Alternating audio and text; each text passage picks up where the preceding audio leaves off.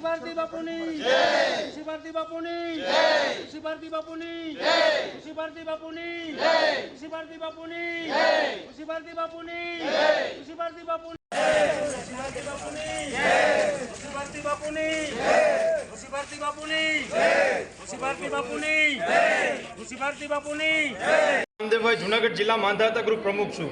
આજ રોજ અમે જુનાગઢ સમસ્ત કોળી સમાજ દ્વારા આવેદનપત્ર આપવા માટે આવ્યા છે। આવેદન આપવા માટેનું કારણ એક જ છે કે અમારા મહામંડલેશ્વર 1008 ઋષિ ભારતી મહારાજને જે સરખેજ આશ્રમ આવેલો છે ત્યાં કોઈ બાઉન્સર દ્વારા જે આવારા લુખ્ખા તત્વો દ્વારા ત્યાં કબજો કરી લેવામાં આવ્યો છે। ત્યારે હું એક ગુજરાત સરકાર અને દેશના ન્યાયતંત્રને પણ સવાલ પૂછું છું કે શું આ જ રીતે કાયદો અને વ્યવસ્થા બાઉન્સરો દ્વારા જ હલાવવાનું છે? તો આ કાયદો, પોલીસ અને ન્યાયાલયનું શું કામ છે જો બાઉન્સરો જ આવું કરી શકતા હોય તો?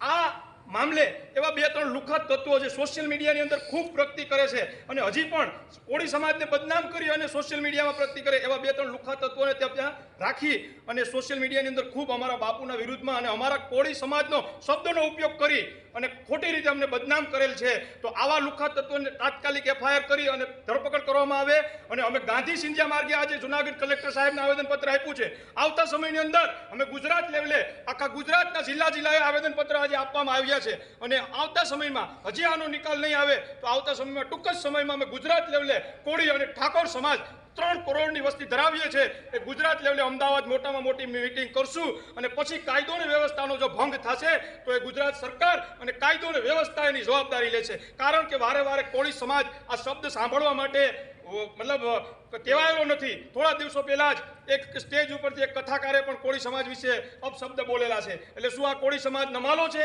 નહીં ભાઈ, અમે માનધાતા અને વેલનાથના સંતાન છે। અમને રામના પણ અમે વંચક છે। અમને સીધા રસ્તે પણ હાલતા આવડે અને આડા રસ્તે પણ હાલતા આવડે। એટલે હું કાયદા અને વ્યવસ્થા અને ન્યાયતંત્રને હજી અપીલ કરું છું કે આનો તત્કાલ નિકાલ કરે અને આવા 2-3 લુખ્ખા તત્વો ત્યાં રાખ્યા છે, સોશિયલ મીડિયાની અંદર પ્રગતિ કરે છે, એમને તાત્કાલિક ધરપકડ કરે અને આને ધરપકડ કરી અને જે કાયદો અને વ્યવસ્થા કાયદેસરની થાય કરવી જોઈએ। નહીં કરે તો અમે આવતા સમયમાં આનાથી પણ વધારે સમસ્ત કોળી સમાજ અને ઠાકોર સમાજ સાથે મળી અને આંદોલન કરશું। એનો આ મીડિયાના માધ્યમથી અને સોશિયલ મીડિયા અને પ્રેસ મીડિયા અને ઇલેક્ટ્રિક મીડિયાના માધ્યમથી અમે જાહેરાત કરીએ છીએ કે આવતા સમયમાં આનાથી પણ વધારે ઉગ્ર આંદોલન કરશું જો આનો નિર્ણય નહીં આવે તો।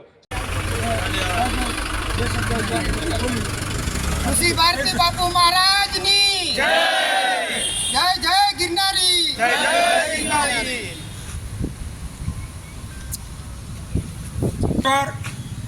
શ્રી 1008 શ્રી ઋષિ ભારતી બાપુ જે આપણા ધર્મગુરુ છે, જે અન્યાય થઈ રહ્યો છે એની સામે લડત આપવા માટે આપણે SP સાહેબ, કલેક્ટર સાહેબ, મુખ્યમંત્રી સાહેબ જેને લાગતા વળગતાને આપણે ગાંધી સિંધિયા માર્ગે જઈ અને આવેદનપત્ર આપીશું।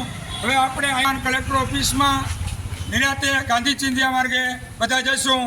બોલો ગિરનારી મહારાજ કી જય, બોલો ઋષિ ભારતી બાપુની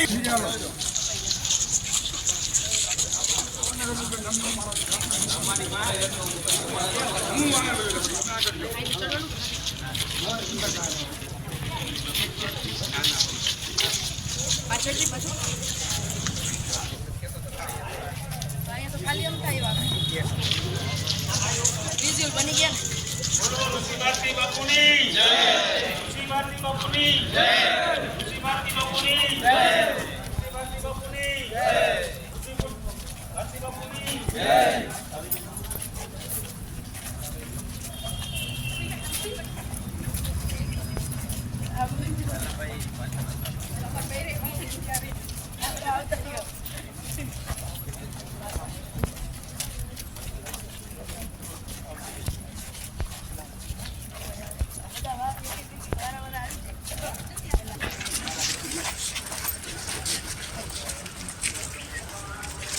ऋषि भारती बापूनी जरा करो एक ऋषि भारती बापूनी जय, ऋषि भारती बापूनी जय, ऋषि भारती बापूनी जय, ऋषि भारती बापूनी जय, ऋषि भारती बापूनी जय, ऋषि भारती बापूनी जय, ऋषि भारती बापूनी जय, ऋषि भारती बापूनी जय, ऋषि भारती बापूनी जय।